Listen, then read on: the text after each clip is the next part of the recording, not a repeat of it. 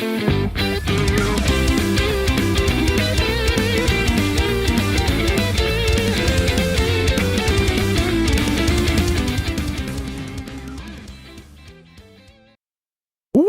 to another episode of the Nintendo Powercast. I'm your host, N64 Josh, for this Nintendo News Minute. Before we get started, if you would like to pick up some Elgato gear, head on over to n64josh.com/Elgato. Make sure to use coupon code ZZ-N64Josh. There's something pretty rad dropping with Elgato. I'm hoping I can get my hands on it, but they're doing an Atomic Purple Stream Deck. All right. So it looks like the old Atomic Purple Game Boy, the N64 controller, and it looks pretty amazing. So again, n64josh.com/Elgato. Use coupon code ZZ-N64Josh. I also saw, if you guys are interested in picking one of these up, if you go to n64josh.com/Amazon, you can find this same Elgato. It's going to be on sale for Prime Day or Prime Days or whatever, coming up like the 16th and 17th, I believe, for $124 instead of the usual $159. So again, something that you're interested in, you can go to n64josh.com/Amazon and you can find the Stream Deck over there, the Atomic Purple. It's a limited, like they literally are doing a numbered run of these. Once they're gone, they're gone. So if it's something you're interested in, make sure you don't wait to try to get it pre-ordered or ordered, whatever the case may be. Now, get into the news, shall we? We're going to start these just like with what's on Reddit. And opened up the Nintendo Switch subreddit and immediately saw that somebody has already got their hands on the deluxe edition of the Nintendo World Championship, as you can see on the screen here if you're watching this on YouTube or on Spotify. This is like, what, 10 days early? Right? Like 10 days early on this one. So they unboxed it, got all the cool stuff in it. They didn't really talk much about what they had played or how they liked it, but some of the comments are like, how, I tried to buy Xenoblade Chronicles 2 early. My Best Buy kept putting it out, but the register would not allow it to break street date. So not sure why they were able to do this, but they were. You can see the front and the back of the box, the cardboard box here for the Switch case. And just looking at the cover, you've got Ice Climbers, Balloon Fight, Mario, Link, Luigi from Super Mario Brothers 2. You've got Mario from Donkey Kong, Kirby, Samus from Metroid, Link from the very first Zelda game, Excitebike, Mario from Mario 3, and Kid Icarus all on the cover. And then on the backside, some of the similar characters.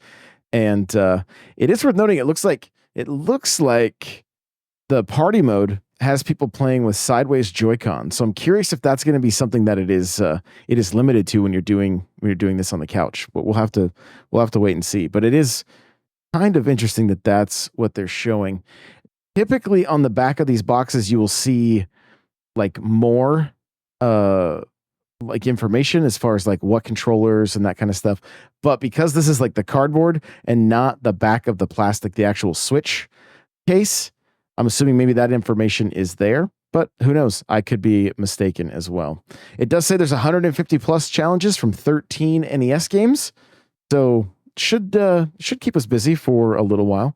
I did see quite a few comments saying I can't believe they didn't that there's certain games that did not make it over to this collection, and I agree. With as vast as that library is, I think they could have probably added quite a few more games to this, but I'm still looking forward to this nonetheless, and I do have the deluxe edition pre-ordered at my Best Buy. Scrolling the subreddit just a little bit more, there is a post of Luigi's Mansion 2, a couple of like almost like little statues, right? One of them's got the Polterpup. There's also a coffee mug with the ghosts on it, and what looks like a kind of a pop socket almost is what it kind of looks like. Like it's kind of the ring for the back of your phone or whatever. And it says I had to import all the Luigi's Mansion goodies to the US. Nintendo UK gets all the good stuff. I just want to check the comments, see if there's any more information here. Yeah, just some people that are surprised. They're saying they remade the statue, or they remade the statue too for the remake. Someone says that's amazing. I wish NOA would give us stuff like this. I definitely would have pre-ordered this game if it could get bonuses like this. And someone else is like, great, now I have to find where this stuff is on sale. So they are pretty cool. Not gonna lie, the statues are pretty great, and so is the mug. If you're not seeing the video, the mug is black, and the ghosts are kind of like almost like silhouettes. And there's a very real possibility they glow in the dark. I have the shout out to some of the listeners over in Australia sent me the steelbook for Luigi's Mansion 3, and that has glow in the dark ghosts on it. So that's very cool as well. Just scrolling a little bit further on the Reddit here, there's some fan art and a few other things.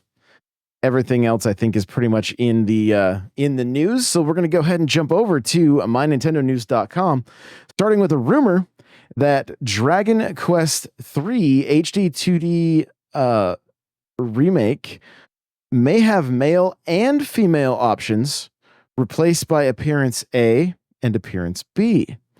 Jumping into the article here, it says a Japanese site which has been reliable with linked information is reporting that the forthcoming Dragon Quest III HD 2D remake will do away with the male and female title appearance and instead opt for Appearance A and Appearance B. Maybe I misread the Dragon Quest options replaced by Appearance A and Appearance B. Gotcha. Okay. I think I misread it. The site reports that the voice actor Nobuyuki Hayama will be voicing the Appearance A character, and Yuko Minaguchi will be voicing the Appearance B character. The Dragon Quest III HD 2D remake launches on multiple platforms, including the Nintendo Switch on the 14th of November. I'm guessing from the article, it says the Look A heroes will be replaced by Shikuya Hayama, and the Look B heroes will be Look B heroes by Yuko Minaguchi. The Looks A and B designations suggest that the male and female occupational gender categories have been abolished, and that the design has instead been changed to a format which the user chooses from his or her favorite design from the two looks. So there you go. Interesting to see if that comes to fruition or not, but we will find out soon enough. Nintendo. It says, we will continue to take action over inappropriate use of characters. And a lot of the articles that I've seen on this, they keep showing Bowsette, right? So it says, Nintendo president Shuntaro Furukawa has reiterated that the company plans to take action against those who misuse their intellectual property. It says that appropriate action must be taken against any behavior that undermines this policy. Mr. Furukawa wouldn't be drawn into citing any recent examples of this. From Furukawa, it says, our company aims to achieve our management policy to bring smiles through entertainment by proposing unique games that anyone can intuitively enjoy. I will refrain from commenting on individual cases, but we believe that appropriate action must be taken against any behavior that undermines this policy. Our goal is to create an environment that everyone can enjoy playing games. We will continue to make every effort to ensure that our consumers are not made to feel uncomfortable, not only in our games, but also anywhere they come into contact with our IP. So kind of vague, a little bit vague on this one, on what exactly this means. But again, a lot of the articles that I've seen and the chatter around these comments, oftentimes pointing to Bowsette and characters that do seem a little more inappropriate in the Mushroom Kingdom. The Nintendo's president admits that game development is now taking longer as hardware advances. And so just looking at the quote here, it says, game development today is more prolonged, more complex, and more advanced. that is unavoidable to deal with, and we are continually expanding our development resources, making the necessary investments. Takahashi says, as hardware advances, it is inevitable that software development takes longer, but I believe we are succeeding in our efforts to shorten development cycles. For example, by steadily improving the development environment following the release of the hardware. Whether titles take a long time or a short time to develop, we want to make games that are fun. It is not as if Super Mario Wonder was under continuous development for nearly a decade. There was a long gap between the release of the previous title, New Super Mario Bros. U, and the current title because various initiatives and studies were made in the meantime. Going forward, we aim to continue with a variety of new offerings, and we hope you look forward to them. And one more quote here from Takahashi Tezuka, the executive officer, says, after we finished Super Mario Bros. Wonder, I was reminded 11 years had gone by since the previous game. However, that doesn't mean we did nothing during that time. We developed several new Mario games, such as Super Mario Maker series and the 3D Mario series. To reiterate Nintendo's creative philosophy, first, we think about creating entertainment that has never been done before, regardless of whether it is a Mario series game or not. Then we think about how we can make it fun for everybody so they fall in love with Nintendo. All of our games involving Mario, not just Super Mario Bros. Wonder, are created with the goal of encouraging as many players as possible to enjoy them.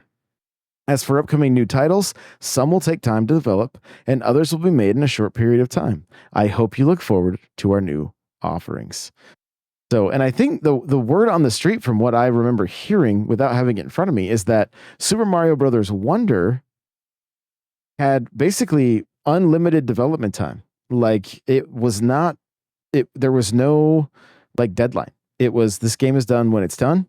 And the pressure for the devs to crunch and all that kind of stuff wasn't there, which is great because it's not healthy, and that shouldn't be the case. Still on MyNintendoNews.com, LEGO Horizon Adventures releasing on Switch due to family-friendly audience. The article reads, it was a surprise to learn that the fun-looking LEGO Horizon Adventures is Nintendo Switch bound, and more details have emerged as to why Sony made this decision to release the first-party game on Nintendo's current platform. Speaking to video game websites, GameFile, James Windler, narrative director at Guerrilla Games, explained that the decision was due to Sony's desire to bring the popular Horizon franchise to a much broader audience, including a family-friendly audience and a younger audience. And that's exactly what's going to happen with Horizon. I hope Horizon Adventure is one of those games that, although it is a Lego game, which typically are not all that deep, could still be something that is a lot of fun and really grabs the audience. You know, Lego Star Wars has succeeded for a long time. Lego Ninjago is another game that game plays like an arcade game, and I'm hoping that they're able to kind of get some of the magic, if you will, that came through with Ninjago that has often lacked in the Star Wars game. Lego Star Wars games in Horizon Adventures, but we will just have to wait and see. I am looking forward to this. I will be picking it up on the Switch because, well, I don't even have a PS5 right now to play it on. This game did skip Xbox altogether, which again, not really all that surprising, but there was quite a bit of controversy and chatter about it on X. This story just blows my mind. UK man. Not Florida man, okay, UK man, sentenced to 4 months in jail for carrying Master Sword replica in public. What? Nuneaton resident Anthony Bay. I probably said that wrong. Somebody in some of our UK friends can let me know if I said it correct. Anthony Bray, 48, was arrested by Warwickshire Police on June 8th, 2024, for possessing a bladed article in public that was sharp enough to be used for violence or intimidation, a point that Bray acknowledged during his confrontation with police. He also remarked that the 6-inch replica of the Blade of Evil's Bane from The Legend of Zelda was a fidget toy, But officers explained that the properties of the toy's blade, and more critically, his behavior, nonetheless violated the law. Warwickshire Police published a press release on July 2nd reporting on the incident and included a statement from Sergeant Fern Spellman of the Patrol Investigation Unit. We take zero tolerance to bladed articles in public, and Bray has fallen afoul of this. It is possible to find fidget toys that aren't 6-inch blades. It is possible not to walk down the street holding them in front of you. With a bit more self-awareness, Bray could have avoided contact with us completely. The United Kingdom prohibits carrying knives or weapons in public without good reason, i.e. for work or for cultural reasons. But enforcement varies depending on the type of knife and the length of its cutting edge. July 4th is Election Day in the UK. And its two main political parties, Labour and Conservative, have both made slashing knife crime rates as part of their respective agendas. Bray, as reported by Forbes, has a history of criminal offenses and had previously served time for burglary. According to the police report, Bray will be paying a victim's surcharge of £154, roughly $196, in addition to serving 4 months in jail. We're talking about I mean, what is a pocket knife like? I've got a few different ones in my office right now. I'm looking at one. It's like, this is probably a 3-inch blade. Yeah, give or take, like 3-inch blade, so double the size of this one. And I got another one here next to me as well. This one, let's see. This is a 4-inch blade. So he's got six inches of Ganon destroying steel. So, watch out for that. That's crazy. That is crazy. I mean, 4 months in jail for carrying around this fidget sword, like fidget knife. I don't know. So very strange. And we should look up the Blade of Evil's Bane. Let's take a quick peek at the Blade of Evil's Bane. I mean, maybe it's just the Master Sword, but well, wait a minute. Well, so it comes up with Skyrim. Let me do Zelda here. Let's see what it comes up with. Images. Okay, so it's just the Master Sword, another name for it. Yeah, the Blade of Evil's Bane. Interesting. And maybe like Link's Master Sword. Let's see. This is, what is this? This is like blades you can order and buy. No. I just want to know where it got where did it get that name from? Here we go. Let's head over to Wikipedia. Here, maybe we can find the blade. Let's see. Oh yeah. So, and this is also known as the Blade of Evil's Bane, the Sword of Resurrection, the sword that seals the darkness, Sacred Sword, all introduced in the 1991 action-adventure video game The Legend of Zelda: Link to the Past, and has since appeared in most of the other games here. So I've actually never even, I've completed a lot of the Zelda games, but I've never heard it referred to as the Blade of Evil's Bane. So interesting. Interesting that I wonder where exactly that name came from. The Master Sword has been referred to by various names in several games. It is named as the Blade of Evil's Bane. In Breath of the Wild, it is described as the legendary sword that seals the darkness. Also, the Master Sword of Resurrection. In Hyrule Warriors, it's called the Sacred Sword. In the mythology of the series, the Master Sword is a divine object. In Skyward Sword, it originates in the Goddess Sword created by the goddess Hylia and is inhabited by a humanoid spirit named Fi. So interesting. I'm actually really been wanting to play through A Link to the Past, and so maybe I'll hear the name, the Blade of Evil's Bane in that game. It's just so curious. Like, it's just been so long since I've been in a Zelda game that I've heard it called that. I didn't even remember, but interesting nonetheless that's what you choose to carry in public, probably knowing the knife laws in the UK. It's wild. Well, heading on over to Nintendo Life. This is one of their features. It is TMNT, Splintered Fate dev talks crafting a radical roguelike and how Hades opened our eyes. So TMNT fans were eaten well back in 2023. Shredder's Revenge landed a totally tubular DLC, which it really did, and one of the franchise's best films in decades. And completely out of the blue, Teenage Mutant Ninja Turtles Splintered Fate popped out of its shell on Apple Arcade. This roguelike from developer Super Evil Megacorp took the combat first focused of the Turtles games that we all know and well and shaped it into a gameplay loop that the franchise had rarely touched.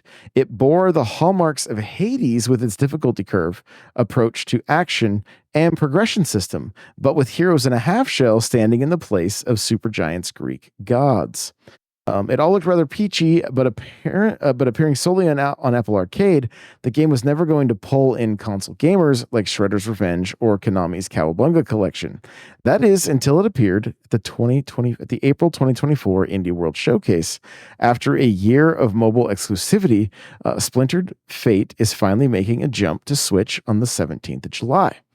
Find out a little more about the project, we recently sat down with Super Evil Megacorp's Director of Product Management, Tom Westall, to talk about all things Turtles.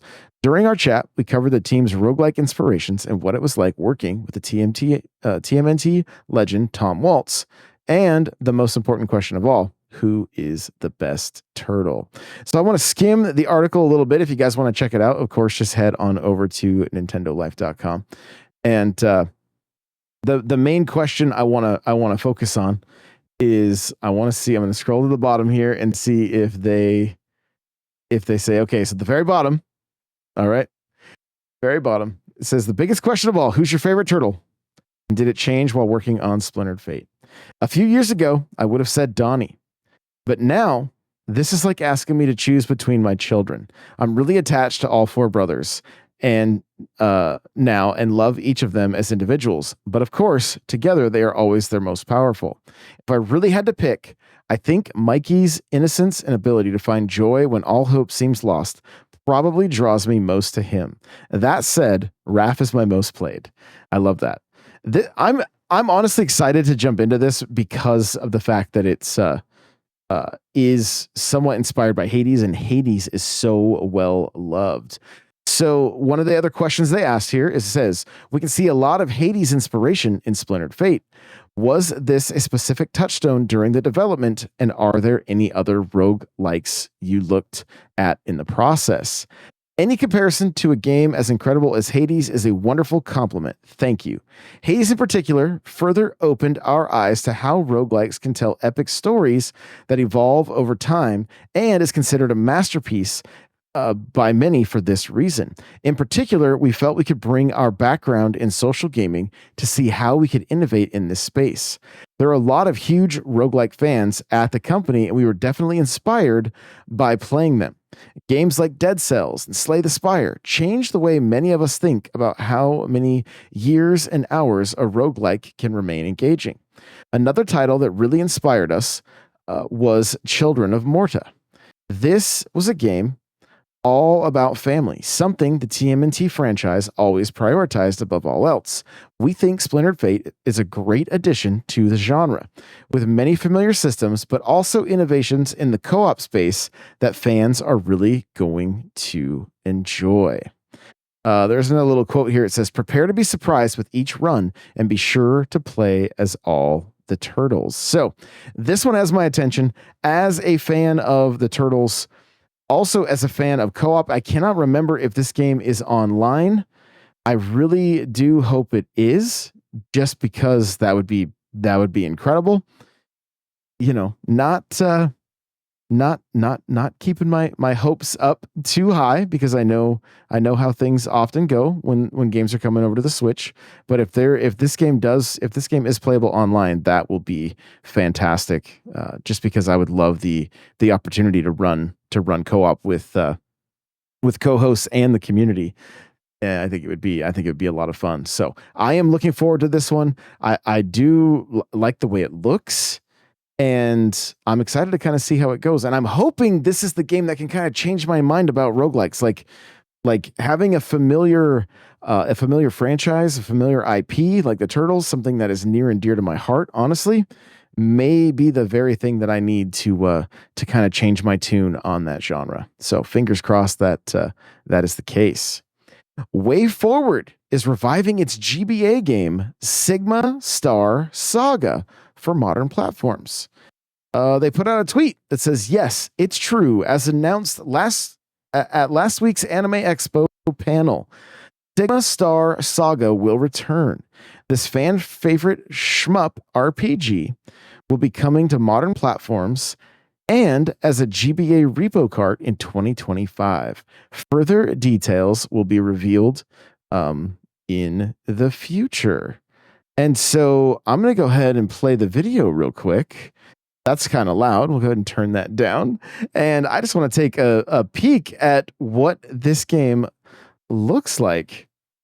So it's some key features here. GBA Classic returns after 20 years. Top-down RPG style exploration mixed with action-packed space shooting battles. Survive as a double agent for the humans and the Krill and discover the secrets of the 6 planets. Stunning pixel art graphics, a fantastic soundtrack. Explore using tools like scanner, krill boots, wings, and more. Customize your ship with more than 70 different gun data items. Branching story with multiple endings. So let's see here. From the looks of things, okay, so this is very much in the style of R-Type, Rogue Squadron. I'm sorry, UN Squadron. What Life Force? And a handful of others, where it's a left to right kind of game where you're a ship that's just shooting other ships coming at you. Like, this is my jam, right? Like, I loved this stuff as a kid. I'll definitely be picking this up. And just looking at the graphics, I mean, I love the pixel art. Like, I'm already kind of sold. But it looks like you also do walk around, and the character looks kind of cool.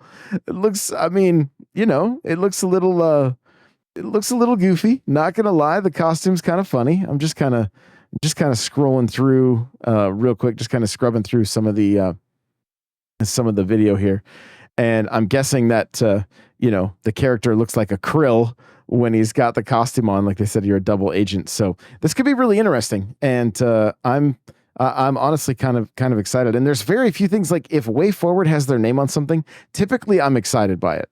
Typically, not always the case. Of course, there are some misses along the way, but Contra 4 on the DS, fantastic, like top tier gaming right there. So they know what they're doing for the most part, and I'm kind of excited about this one. It looks like something I would enjoy.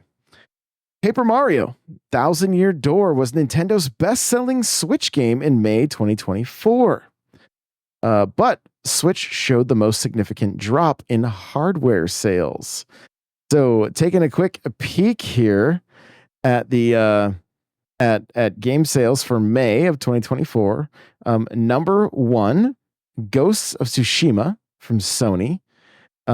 Next up, we have Paper Mario: Thousand Year Door. After that, Call of Duty: Modern Warfare 3. Number 4, Helldivers. Number 5, MLB The Show. Number 6, Sea of Thieves. Number 7, Minecraft. Number 8, Elden Ring. I just did a quick look, you guys, because I was just curious if I'd be mentioning a certain game, and I will be. Number 9, Hogwarts Legacy. Number 10, Stellar Blade. Number 11, Fallout 4. That show just really, really moved units of Fallout, which I think is great. Number 12, EA Sports FC 24. Number 13, Marvel Spider-Man 2. Number 14, Homeworld 3, which is brand new to the charts. Number 15, you guys ready? This is for the US. Mario Kart 8. It also says digital sales are not included for marked titles because digital sales on Nintendo and Xbox platforms not included. The Mario Kart 8 could be much higher than 15 based on the lack of digital sales. Number 16, Madden NFL 24. 17, Rise of the Ronin. 18, F1 24. 19, Mortal Kombat 1. And 20, Dragon's Dogma 2. So, taking a look at let's see, the best-selling premium games on Nintendo platforms. US, you guys ready?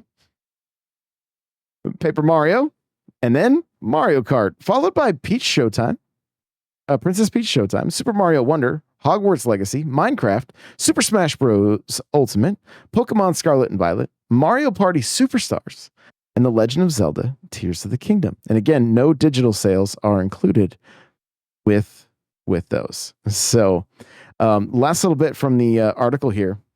It says, on the hardware front, video game hardware spending reportedly declined by 40% year over year, with Switch also showing the most significant drop in a double-digit percentage declines year on year in 2024. One major difference last May was the release of The Legend of Zelda: Tears of the Kingdom, and we know that there was a special edition for that system, and it did move some systems, no question there. Looks like there's mixed results from Digital Foundry, as it gives its tech verdict for Beyond Good and Evil on the Switch. Kind of skimming over the article here, it says, with multi-platform games much as this, the Switch version has unfortunately been subjected to a few downgrades when compared to the PS5 and the Xbox Series X and S. The most noticeable change comes with textures. Characters, objects, and environments are significantly less detailed than the game console's counterparts, though the use of lighting is at least on par across all systems. Reflections have also taken a bit of a hit. When coasting over the water in the land of Hillies, reflections on Switch run at half the resolution when compared directly to the PS5. In addition, the lack of the Gaussian blur makes the jagged edges much more prominent. It's a small detail that would likely go unnoticed unless you're comparing both versions side by side, but it's still noteworthy. It says, finally, as we noted in our review, this is Nintendo Life. The game runs at 30 FPS, which, while this is slightly disappointing in itself, the game is at least mostly stable. However, it is noted that it can drop on occasions to around 20 FPS and even 12 FPS if you're as as DF puts it, standing in the wrong place at the wrong time. We clearly agree with all these points made here, though we're not sure they're egregious enough to put a damper on the experience itself. We still think it's worth checking out if you're a fan of the original and want to see what all the fuss is about. This is a series I have absolutely zero experience with. I have not spent any time with Beyond Good and Evil, so maybe it would be a good time for me to jump in and see what all the fuss is about. Got a tweet from Nintendo today. It says, surprise from Nintendo Life. Basketball slams on a Nintendo Switch Sports this week. Nintendo UK says, prepare to hit the courts when basketball arrives as a free update this Wednesday, July 10th. So I will win this up and giving it a go. I'm not looking forward to dribbling with my Joy-Con, but we'll see how it goes. I'm curious exactly on the different modes and how they will play and how much fun they will be. From the article here, it says a new sport will come as a free add-on for the game, tipping off with a trio of different game modes to keep things interesting. There are 2-on-2 matches, a solo 3-point contest, and a 5-streak battle for all 4 hoopers. As expected, you'll be able to play basketball both local and online multiplayer. So curious to see how that goes. If it's something that kind of revitalizes the Nintendo Switch Sports title, or if it's going to kind of just fly under the radar and be exciting for a day or two and then quickly fizzle. We'll just have to wait and see. But I'm going to jump back in. I'm still holding out for fingers crossed, holding out for baseball. I want to be able to do home run derby and swing that bat. That was always a lot of fun on the original Wii Sports. A new RPG from Rune Factory creator lands on the Switch next month. And it looks like the game is called El Rentoro's Wanderings. And look, they've got some like a deluxe edition and a collector's edition that's got it's got a steelbook, it's got keychains, a sticker sheet, 3 enamel pins. Like, this is no joke. If you get the deluxe edition, you get the game, the sleeve, a sticker sheet, a keychain, a 30-page art book, and an acrylic stand. The acrylic stand is not included in the collector's edition, so if this is a game that you are a big fan of, you're going to want to make sure that you do not miss out on some of these pre-orders. Red Art Games recently announced that El Rentoro's Wanderings, the new RPG from Rune Factory, creator Yoshifumi Hashimoto will be heading to the Switch digitally on the 16th of August. Developed by Marvelous subsidiary Hakama, the game blends life sim elements with action RPG gameplay, all the while boasting gorgeous and colorful visuals that aren't too dissimilar from Square Enix Bravely series. There's also a couple of lovely physical editions like we talked about. And it looks like they're not going to put you back too far. The $70 or 70 pound collector's edition, so that's not too bad. And the $50 deluxe edition both have copies of the game, and as well as the other stuff that we mentioned. In addition to the Rune Factory series, Yoshifumi Hashimoto has also been heavily involved in the Story of Seasons franchise. Hakama Inc. was established in 2018 with Hashimoto leading the development. So there you go. If I want to take just a quick peek at the gameplay here and see what it looks like. Okay, so there's definitely like some farming stuff going on here. Looks like, probably going to be very, very story driven based on the fact that it's an RPG, and looks like you can, upgrade some weapons and armor. The combat actually looks pretty fun. It honestly kind of reminds me of like Fight, but obviously not turn based. It's with just the action RPG. Or even like a Diablo, as far as just the way the game kind of looks. It's really funny because you've got these really, really cute characters holding these massive weapons. So, probably not a series I'm going to dive into, but I know that there's got to be fans, especially of Rune Factory, that are curious about this, that are listening, and so hopefully this is one that. That'll get you excited. And it looks like the physical launch is happening in October. So digitally on the 16th of August and physically in October. River Tales Stronger Together is a new co-op adventure about a feline and a fish. So it says, after a new co-op adventure to while away the summer evenings, after a new co-op adventure to while away the summer evenings, River Tales Stronger Together might have you covered.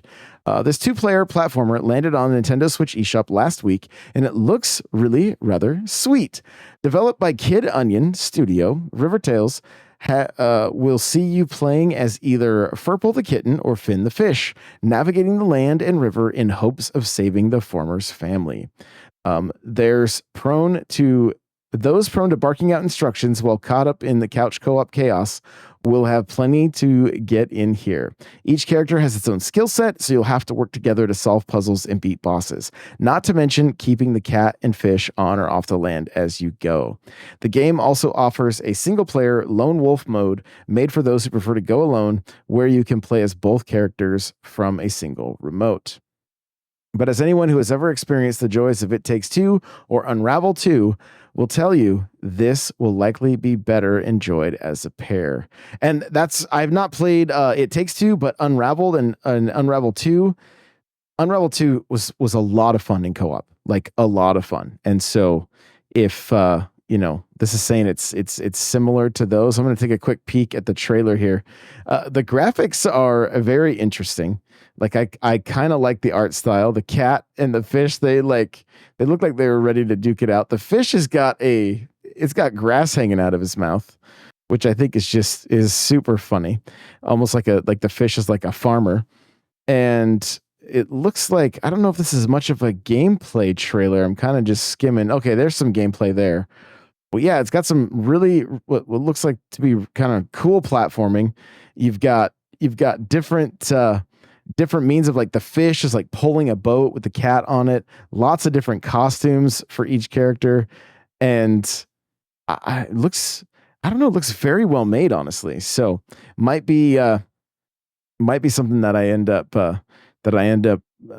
checking out, because I don't know. It looks like it could be right up my alley. We'll just have to wait and see, but it looks pretty good. So if you're looking for, some couch co-op chaos, as the article said, make sure to check out Rivertales Stronger Together. Moving on here, we got Pokemon Scarlet and Violet kick off 4 seasonal events this week. And when I saw there was like multiple tweets from Nintendo. So if you're still playing Scarlet and Violet, you got some stuff to do. The first one kicks off on the 11th, where you're going to be going against a Paldea Pikachu, Kitakami Pikachu, and Mimikyu, and Blueberry Academy Raichu, and Alolan. I don't know how to say this. Raichu. You guys can tweet at me or leave a comment on the video, just telling me that I'm crazy. So these are seasonal events that include Terra raids and mass outbreaks. So there's going to be a lot to do over the coming weeks. You got July 11th, and then again on July 25th, and then August 9th, followed up by August 23rd. So a lot happening in Pokemon Scarlet and Violet over the next few weeks. So get your Pokeballs ready and capture all of those. You got to catch them all. Have a good time with that. As I'm seeing some of these characters, I think it's the Kitakami.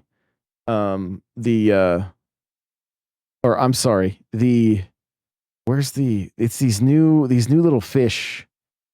I don't even know. They were trying, when I was at PAX, they were trying to tell me the names of these things, and I cannot for the life of me remember. But it looks like they're going to be maybe part of the outbreaks. And they're just such an interesting Pokemon, and the way they form a giant whale, I thought was pretty cool. And so, who knows? I may fire up some Pokemon. It would be pretty fun. Honestly, it's been quite some time since I've jumped in. So, this might be. Who knows? I may not even be leveled enough. I don't even know. It's been so long, but I do kind of have a little itch to jump back into some Pokemon, especially seeing these photos. But if you're a fan and you're still playing, you're going to have some things to do over the next couple weeks. If you've never played Mario plus Rabbids, you can play it for free right now if you are a Nintendo Switch Online member. The game is also heavily discounted. So from the 8th of July, today, until the 14th of July, you can play Mario plus Rabbids, and you get 100 platinum points. So I know Crawler has probably already downloaded this. And it's not just Mario plus Rabbids, it's Mario plus Rabbids Sparks of Hope. So it's the new game. So if you want to check out the brand new, well, not brand new, but the sequel to Mario plus Rabbids, you will be able to check it out for free if you are a Nintendo Switch Online member. Zenless Zone Zero producer reportedly open to Switch successor release. And then the article reads, Switch fans are still waiting for Genshin Impact. Do you guys remember Genshin Impact was supposed to come to the Switch, and well, it never made it, unfortunately. But it says earlier this week, the developer of Genshin Impact and Honkai Star Rail released a new free-to-play gacha action RPG, Zenless Zone Zero, on the PlayStation 5 and mobile devices. The producer of the series, Zenyu Lee, was asked by Famitsu recently about the chances of a Nintendo release. Here's the translation from Nintendo Everything, which reportedly suggests he's open to Switch successor release and also highlights how he's a personal fan of Nintendo. The quote says, currently, our highest priority is increasing the quality regarding the platforms that we plan to work with. As we continue to the development process, we think we will find the possibilities for this. Of course, there is an assumption that it will be made into an excellent experience.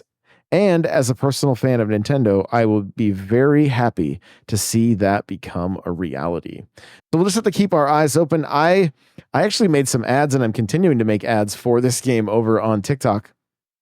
And I've seen a number of people that are way into this. Brian and Servant, a handful of the community members for NPC. Are like playing this game and excited about it. So if you are a JRPG fan, this may be something that interests you. Lastly, we are over at Engadget.com, and Blizzard shows off Overwatch 2 Transformers skins in an animated trailer. And I'm not gonna lie, the trailer is pretty fantastic. If you haven't seen it yet, seeing some of the characters from Transformers get moved over into Overwatch is very interesting. And so the trailer shows that the Transformers skins are assigned to Reinhardt, Bastion, Alari, and Ramrata. The 4 characters were already robots or humans wearing armor to begin with. Reinhardt will be cosplaying Optimus Prime, the fearless leader of the Autobots. Bastion will be Bumblebee, which he looked pretty cool when I watched the trailer. Alari will be pretty in pink as RC, and Ramrata will be the fearsome Decepticon leader, Megatron. So pretty cool to see these kind of deals happening, to see Transformers, one of my favorite series. I got Optimus Prime all around me. I got the Lego Optimus Prime. Like, I love Transformers, but I don't know if it's enough. I don't know if it's enough to pull me into this game. I don't. And none of those characters are characters I play. So cool to see the animated trailer. Go and check that out, especially if you're a fan of Transformers. I don't know. Maybe let me know in the Discord if this is something you're excited about, or if this will pull you in. If I was a Reinhardt main, I would be all about this and be picking it up for sure. But as at least in the first game as a Tracer main, I don't see any reason for me to jump into this. So, but pretty cool stuff nonetheless. And this Nintendo News Minute was almost an hour long. I got to get a drink of water. Thank you guys so much for listening, for hanging out. I do appreciate you.